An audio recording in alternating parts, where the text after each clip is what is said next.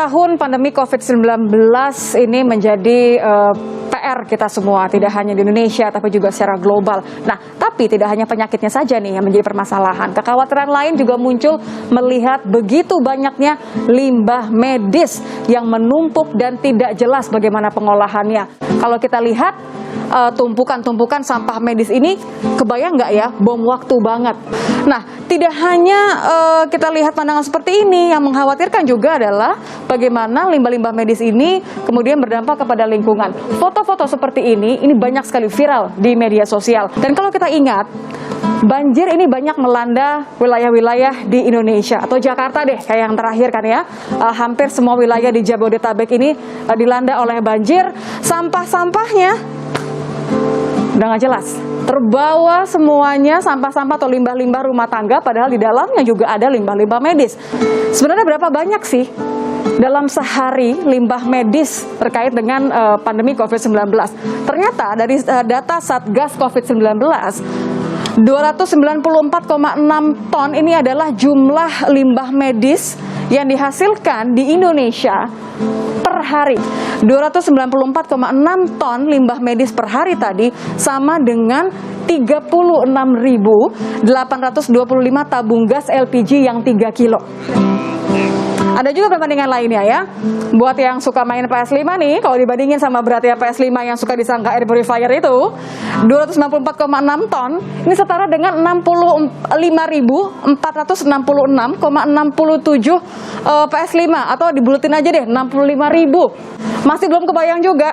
Tahu dong betapa beratnya, bagaimana seberapa besarnya satu pesawat Boeing 737. Ini kalau ada 8,5 pesawat Boeing 737, ini setara dengan 294,6 ton limbah medis yang dihasilkan per hari. Nitya akan bahas hari ini di Ngobrol Pintar. Aneh. Kok aneh sih? Tadi kamu nggak percaya sama data-data yang aku ungkap? Percaya, cuma itu datanya jelas loh. Itu dari Satgas juga, dari KLHK juga. Emang limbah medis ini jadi masalah utama? Orang yang bawainnya, yang menyajikan data itu. Ya udah, kalau kamu nggak percaya, aku hubungi langsung aja Mas Bagong. Nah, kalau gitu misalnya dari yang ahlinya langsung. Jadi permasalahannya sebenarnya akunya ya, yang mempresent datanya ya. Ya udah, ya wes langsung. Ini ada Mas Bagong Suyoto, Ketua Koalisi Persampahan Nasional. Mas Bagong. Ya. Halo Mas Bagong. Mas Bagong, aku tadi kan menyampaikan data-data soal limbah medis ya selama pandemi, segitu banyaknya yang ditemukan oleh Mas Bagong dan teman-teman dari Koalisi Persampahan Nasional. Apa saja Mas Bagong?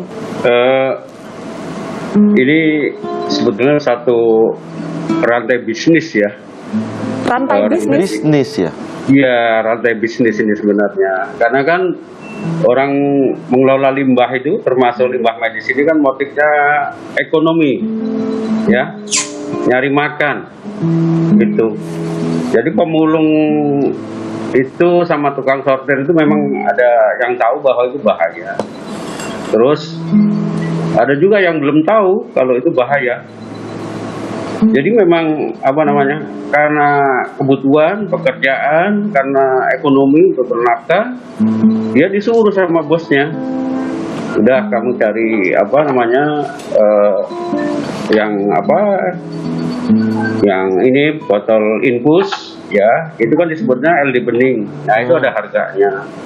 Harganya itu 6.000 sampai 7.000 per kilo. Kemudian selang-selangnya, kemudian jarum suntiknya, ya, terus kemudian botol-botol obatnya itu bisa 200 perak per biji.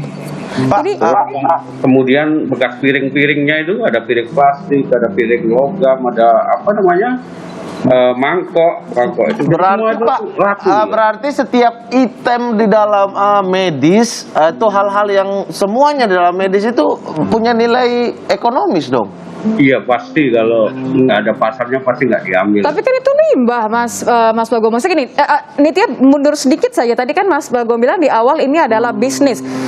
Pengertian bisnisnya itu apa? Maksudnya gini, kan memang kita semua tahu bahwa tidak semua rumah sakit punya fasilitas untuk mengolah atau memusnahkan limbah sendiri gitu kan ya.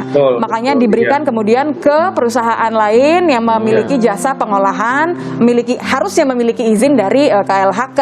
Nah, yang dimaksud Mas Bagong bahwa tiba-tiba udah nyampe ke pemulung tuh gimana?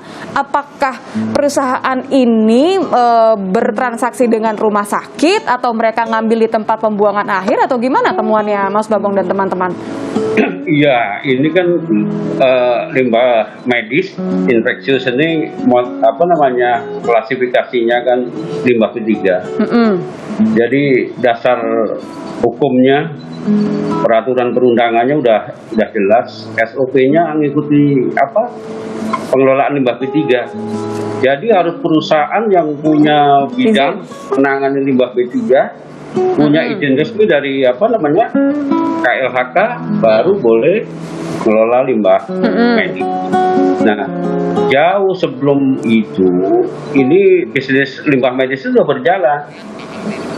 Antar wilayah lah, misalnya dari Depok, Rumah Sakit Depok, Poliklinik Depok, Cilengsi, ngirim ke Bantar Gebang. Jadi bukan di dalam Bantar Gebang ya, bukan di dalam TPST-nya ya, tapi di luar. Jadi ada pelapak-pelapak di situ.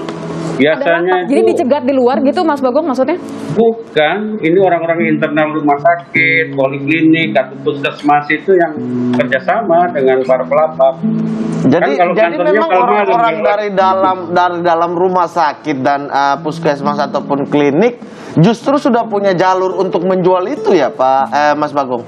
Iya, mungkin itu sampingan lah.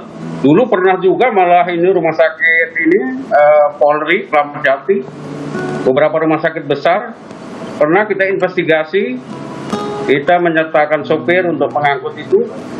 Nah, tapi nggak tahu belakangan mudah-mudahan lah kayak RSUD, terus rumah sakit itu, tapi masih ada beberapa rumah sakit dari DKI itu yang kerjasama dengan pelapak di sekitar ini, TPST Bantar Gebang. Jadi ini di luar TPST Bantar Gebang ya, karena di TPST Bantar Gebang sekarang ketat dan untuk security itu kerjasama dengan dengan Polda. Jadi memang agak susah, tidak bisa masuk ke ini TPST Bantar Gebang. Jadi yang banyak itu di luar ya TPST Bantar Gebang, malah wilayahnya masuk Kabupaten Bekasi. Wilayahnya masuk Kabupaten Bekasi. Nah, di Kabupaten Bekasi ini juga banyak dilindungi. Ada di TPA Burangkeng, itu hampir saya investigasi, hampir setiap minggu itu masih ada. Terus maksud Mas Bagong temuan-temuan ini tidak terdeteksi oleh pemerintah daerah, begitu Mas Bagong? Kan sebenarnya kita kan punya banyak lapisan untuk cek ya. Iya, sebetulnya kan pengen bahwa dari tingkat atas sampai kota kabupaten itu memang dinas LH, dinas kesehatan, termasuk sekarang itu gugus tugas COVID itu juga masuk ke kampung-kampung, karena ini masalahnya kan teknis di lapangan nih. Kalau nggak terbiasa di lapangan nggak tahu tempatnya di mana, karena mereka juga tahu itu suatu kegiatan yang sebetulnya kalau ada penegak hukum itu bermasalah gitu. Iya jelas, karena aturannya sebenarnya jelas begitu. Iya, sekarang ini memang berjalan begitu ya. Mungkin mikirnya ini orang cari makan ini. Tapi kan dampaknya, jadi hasil pilan-pilan tadi seperti masker, sarung tangan, terus baju itu APD itu, yang nggak laku, itu kan akhirnya dibakar kan. Nah itu sebenarnya kan nggak boleh, harus pakai teknologi termal minimal 800 derajat. Tapi teknologi pemusnah kita itu kita baru punya sekitar 20% lah, katakan begitu. Berapa persen Mas Bagong? 20 atau 30% gitu. Tapi memang limbah medisnya itu naik ini, COVID ini. DKI mengalami kenaikan 4-5 kali. Terus KLHK menyebut 30-50 kali peningkatannya. Jadi memang kita begini ya, harus membuat satu apa namanya peta jalan gitu untuk apa namanya memberi solusi yang apa namanya komprehensif. Observasi langsung ke lapangan gitu maksudnya. Oke. Ya di lapangan juga dibutuhkan kebijakan, sebenarnya udah ada semua lah kebijakan.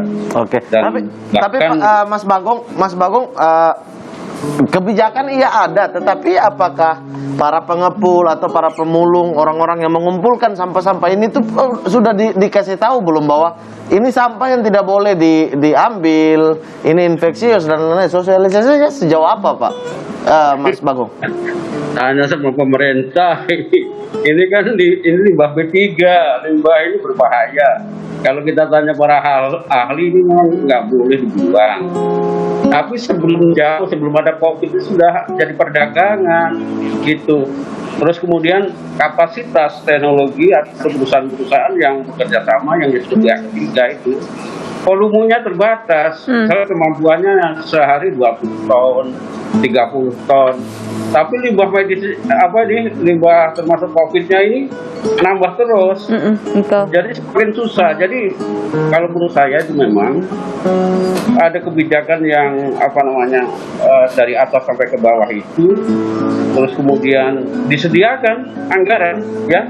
Setiap daerah itu bila perlu dilihat jumlah rumah sakitnya berapa, pelayan-pelayanan harus mengolah sendiri gitu. Ya, Mas Bagong, maaf saya potong. Tadi kan di awal sempat menyebutkan bahwa ada kantong infus yang diambil, kalau perlu masih ada isi cairannya itu harus diambil lagi. Ini temuannya apa? Untuk direkondisi kah atau dijual lagi atau apa? Tapi boleh Mas Bagong kita jawabnya usai jeda, karena kita Nitya akan undang juga ini dari Satgas Covid, Ibu Lia. Kita akan cross check bagaimana sebenarnya Satgas memantau di lapangan kondisi, karena kita nggak boleh membiarkan para siapapun sebenarnya sampai terinfeksi karena Betul. limbah tadi.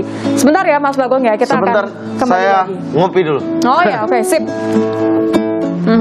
Cuma ini kan situasi di lapangan nih. Kayak Mbak ini nggak pernah ke lapangan ini Mbak nih, gitu. Mbak Lia nih. Akan undang Saya dulu, ini, Mbak Nit. Iya. Setelah ini ya,